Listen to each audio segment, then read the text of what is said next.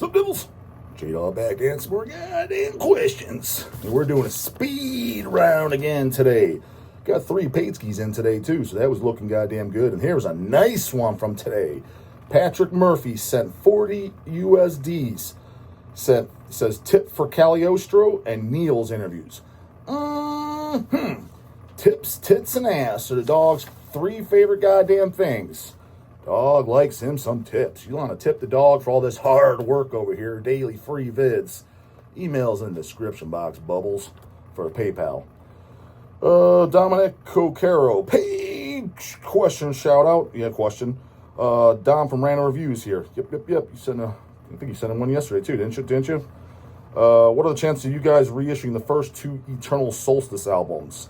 They rule, but they're a bit pricey on DAWG. That's all I got, aside from mentioning my site, link below. I'm currently asking for $1 donations via Patreon. Got to save up to buy more crap at Hell's. Dom reincorporated dot. So, I don't know what you spell this out. So, is it DOMRRINCORPORATED.blogspot.com. I know I gave it a shout out before, but I don't know if he put space and shit. Yeah, so, but, the Dom from Random Reviews.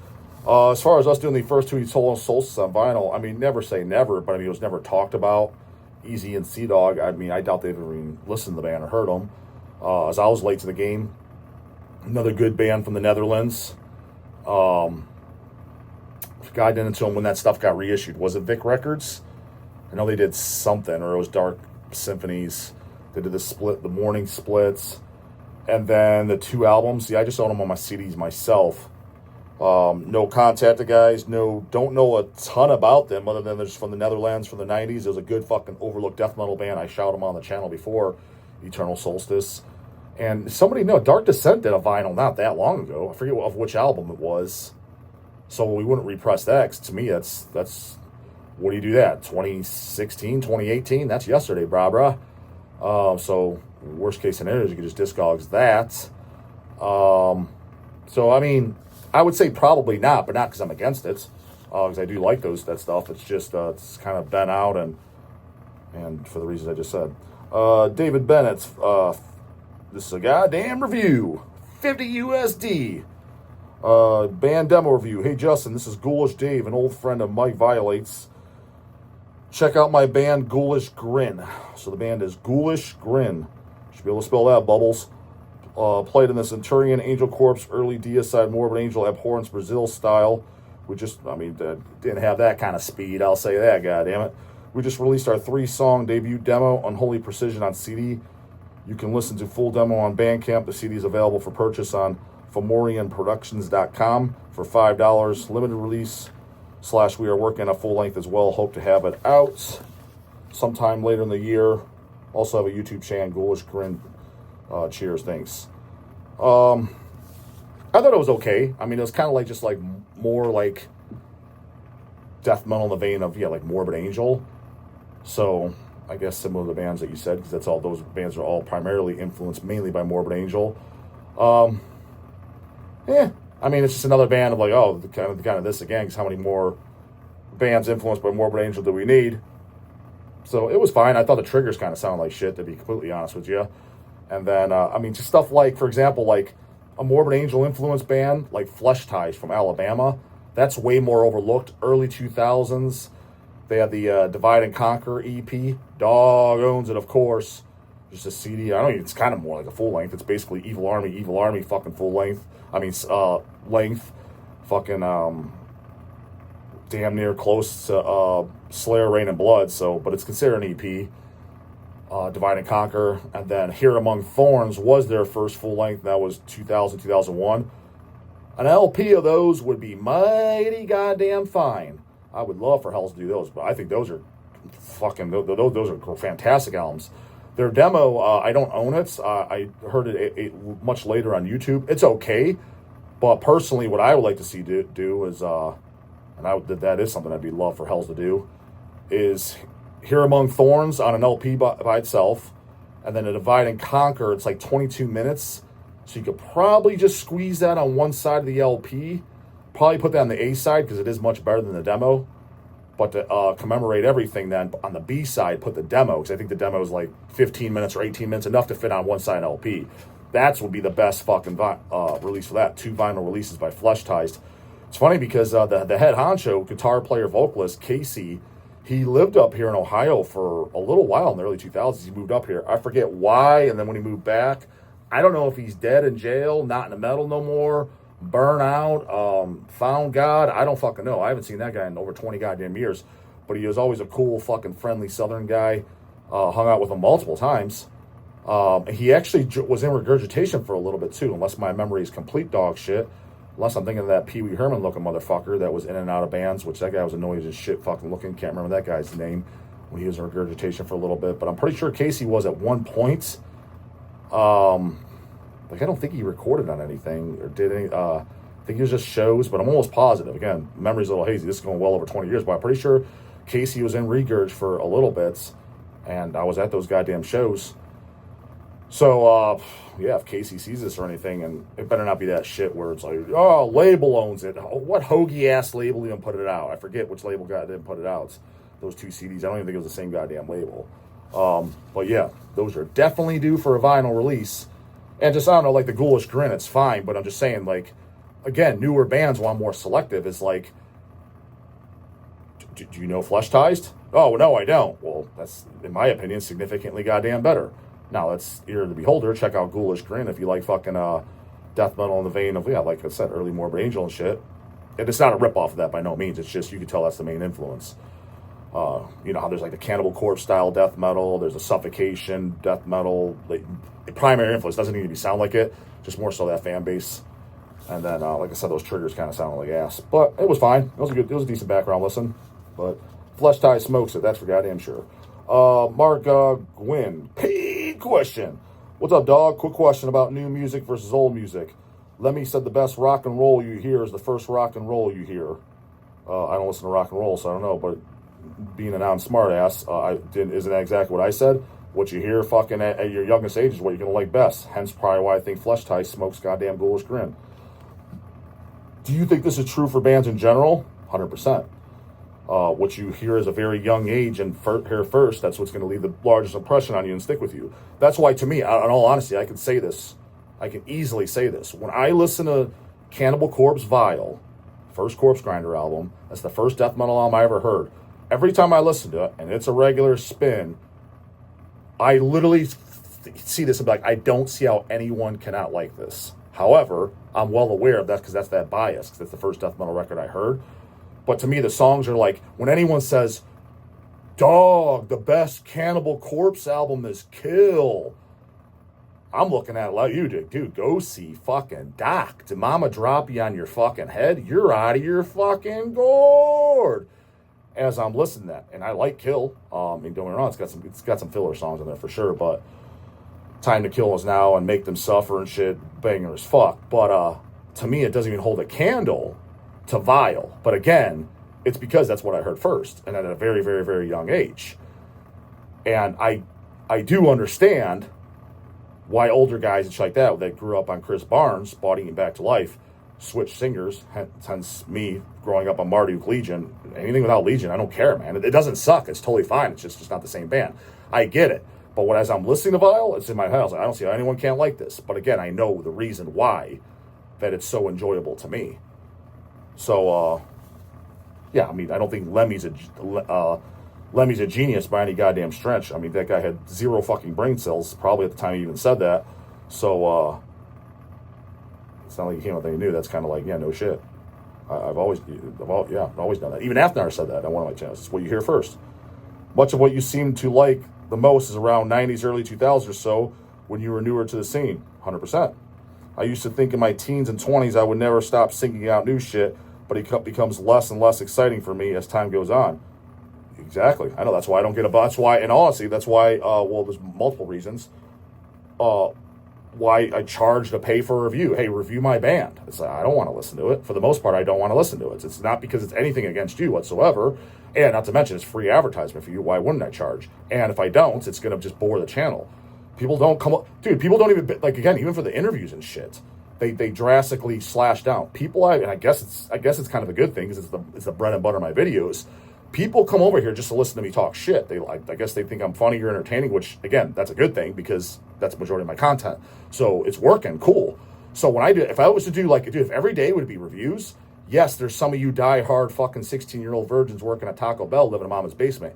You would love it because you're excited to hear about new bands. I get that.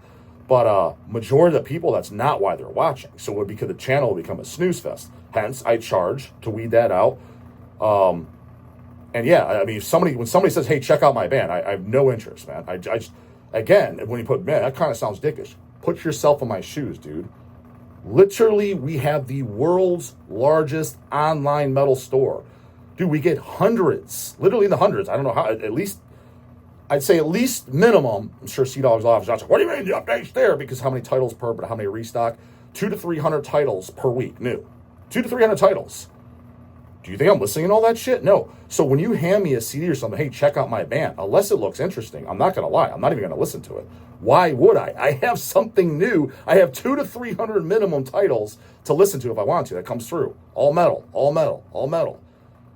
Unless it looks interesting or it's in a band I'm friends with, like, say, the homeboys from Melting Rot start another band. Oh, yeah, I'm going to check it out. Friends with the guy, and I like Melting Rot, and I like Molder and shit like that. I'll check it out. That's a band I'm going to check out. Or if I see it, hence, why did I check out Melting Rot? Their fucking album. The Blood Illusions. Why did I listen to that?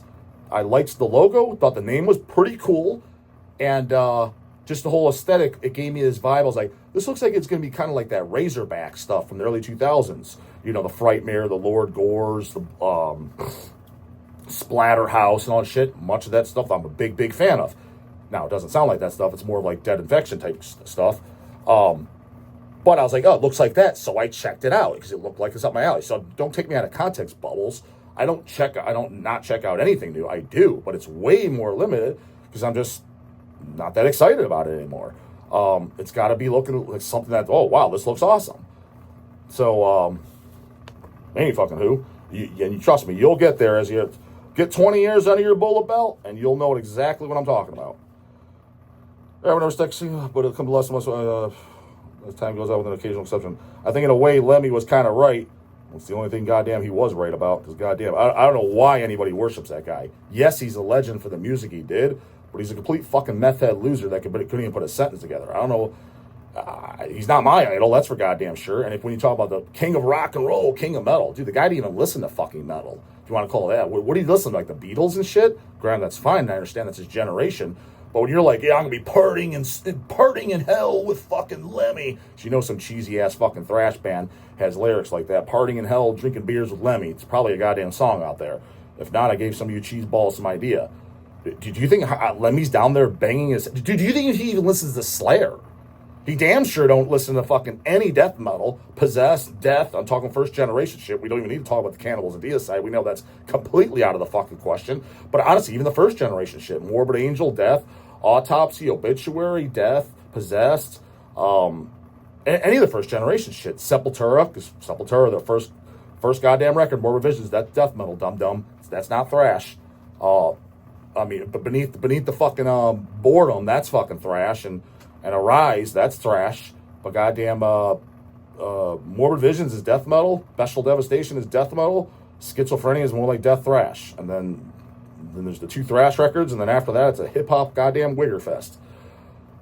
But just the point being is, you think Lemmy listens to any of that? No. I don't know why anyone cares what that guy's fucking opinion is. I really don't. Now, don't get me wrong, if you're a super fan of his music, I get that. If someone was to say Motorhead's the greatest band ever, they're my favorite band of all time. Yeah, I can understand that. Motorhead is a good band. They're not my favorite. They're not my top 20 by any stretch, but I can understand why it is somebody's. But to actually respect that guy's opinion on sides, I don't. Not at all. Were you bummed when he died, dog? Didn't give a fuck at all. To be honest with you, didn't give a flying ass fuck at all. So, P.S., what is the real deal with metal musicians and ducking and backing out of shit? Huh? I don't know. One of the worst things about trying to be in a band. Oh, that's just because everybody's a fucking knob, dude. That's not limited to the metal scene. Everybody in the world's a goddamn knob, and you can pretty much bet your bottom dollar every fucking person you know. There'll be very few exceptions to the rule, and that's where you're like, holy shit, those are the truly fucking trustworthy, reliable people. With those few exceptions, and it'll be less than you got fucking fingers on your hands. in your entire lifetime, if you live to be old enough. Every single one of them, including your goddamn mommy, they'll eventually let you down.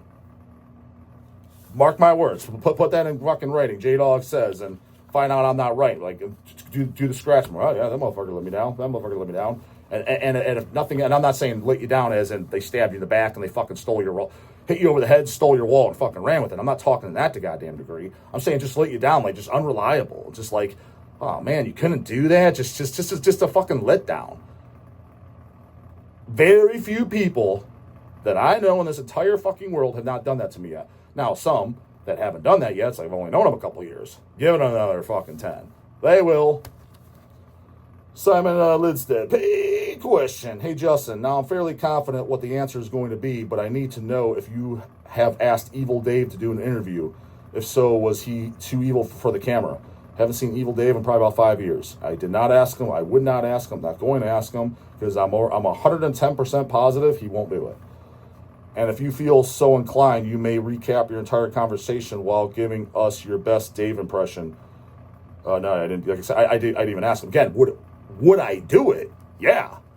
I know he won't do it. Just like if I was to do Dead by Dog 2, would Void Meditation Cult be a good addition? Yeah, because my whole premise is bringing bands that you never see.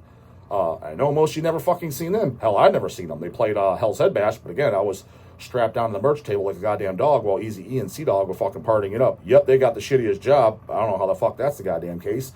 But nonetheless, that's the way it is. Dog kicked around like a tomato can as always. David gets, so I've never seen them. But I'm not even going to ask. I know what the answer's going to be. I know what the answer's going to be. I can give you stories out the ass of fucking why I know that, just based on other shit I've asked. It's like, the answer you get is, oh, never mind. For less complicated shit for that. So I don't need to. I know what his answer is going to be is no.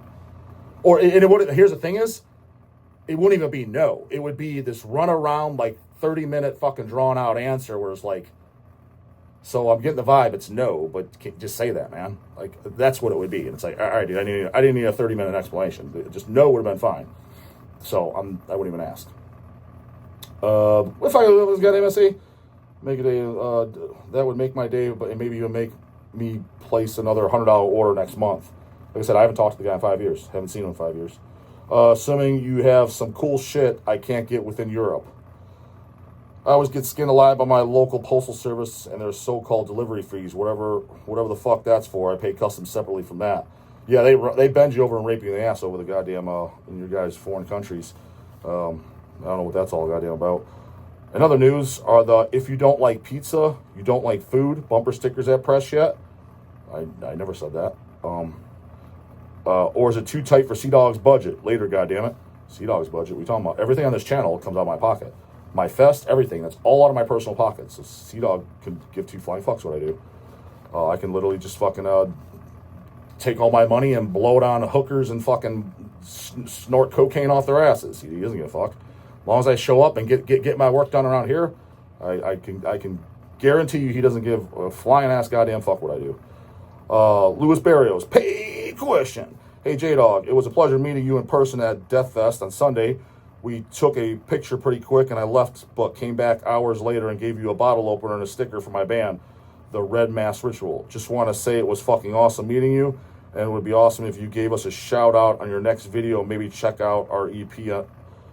It's on all platforms. There you go. Another band, man. Add it to the 300 titles that arrived. Did it look interesting? I mean, I don't recall it. Would be sick to hear your opinions on it. Also, we would love to be part of one of your future fests. I mean, the odds of that being the case probably slim down, but never say never. So check out the Red Mass Ritual. I guess he gave me a CD, but to be honest with you, man, I came back with a stack of CDs like this. I didn't listen to any of them. Will I? Probably not. Barry Stonefish, order question. J-Dog, thank you for getting me into CC worship greatness. That's severe torture. Mm-hmm. I got a question. But what do you mean? I got you into them? I'm glad to be of service, but goddamn, where you been? Where you been, brah? Dog knew about them since goddamn Feasting on Blood. Saw them on the first U.S. tours. Got photos with them. Where you been? Where you been, homie? Hope you're 17. I got a question for the channel. If you still do order questions, sure do. What are your thoughts on bands reusing song/album titles for band names? Reusing song, album, you mean like like the title track, like the Deicide Banished from Sin, and I mean, yeah, I mean that's cool. I got nothing wrong with it. Serpents of the Light. I mean, tons of shit. I mean, I'm drawing a blank. Nuns. Well, I guess Merciful Fate is considered self-titled, and Nuns Have No Fun. But Melissa. Came with Black Sabbath, name of the band and the album. Man, I think it's cool. Nothing wrong with that. I don't think so. Unless it was something completely cheesy to where the name, like, it would. I mean, it'd be stupid at this point, but maybe not back then. On the demo of the first album, Cannibal Corpse. If there's a song called Cannibal Corpse, it would seem stupid now. But at the time, probably should have done it because no one knew what the name meant. Alex Webster defined it, flesh-eating zombie. Which makes sense. A corpse that's a cannibal, eats people. Flesh-eating zombie. So probably should have done a song with it, with the lyrics, kind of singing the definition. Probably would have been helpful for all the people that, because I guarantee there's some still people, if you said, what does the name Cannibal Corpse mean, other than, well, it's a band? They probably wouldn't be able to define it. Honestly, before fucking Webster said it, granted I never thought about it, I don't think I would have been able to define it. I don't know, cannibal, yeah, it's a cannibal that eats a corpse, but that's like, obviously no shit. Cannibals eat human corpses, right? All right, so that ain't it. Flesh-eating zombie. It's like, oh yeah, it makes total sense. Yeah, so I probably would have got it wrong too. So, but if they do it now, it'd be kind of cheesy. Just like, I don't know. I would think so. Just like a lot of bands, the Merciful Fate. If it's the band, they did a song on the new album, Merciful Fate. You're like, really? I mean, maybe if it was on the self-titled of that first 12-inch, something like cool. So outside that, I mean, most of the greats fucking did that. So nothing wrong with that. Some dogs all-time goddamn faves. Deicide, you know what I mean? Merciful Fate with Melissa works for the dog. Comes with energy, don't forget to put the gum box in the morning. And don't forget them goddamn paid skis. Today was a pretty goddamn good day. 3, still down from the minimum of 5, but an acceptable amount. But it's been drought city the other past few fucking days, so get those goddamn in. They're Dead by Dog ticket. What day are you watching this? The 13th, 12th, 15th, something around that. I know it's goddamn a week or two, max 2 weeks away. So get your goddamn Dead by Dog ticket, homie, and your J-Dog slogan shirt. All in the description box. Later, bubbles.